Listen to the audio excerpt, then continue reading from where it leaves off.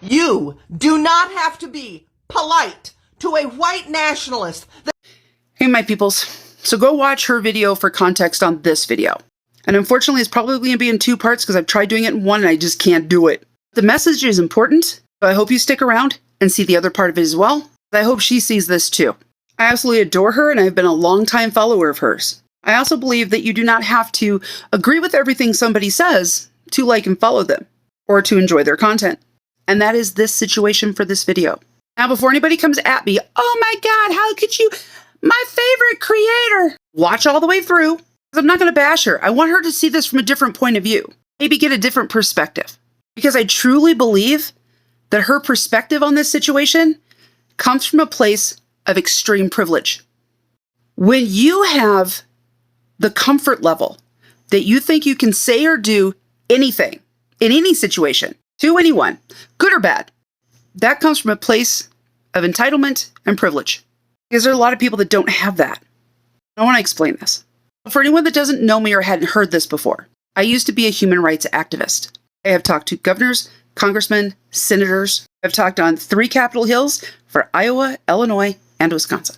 Did grassroots campaigns, organized rallies, was part of an organization in Dubuque, Iowa, to specifically counteract the Klan that was trying to bring an after-school program into my nephew's high school.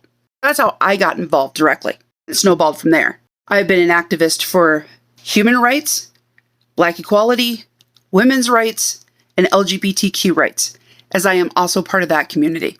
When I was a human rights activist, it got to the point where I had to have a police escort going to and from rallies, to and from work. If I was going to be out of town, I had to tell the police so they could monitor my apartment. And then one night, after having a meeting with Martin Luther King's family, I had came into town for an event. I go home in my little hatchback, walk all the way around my apartment, which was on the side of a cliff, all the way around back. It was isolated and it was alone. It's what I could afford.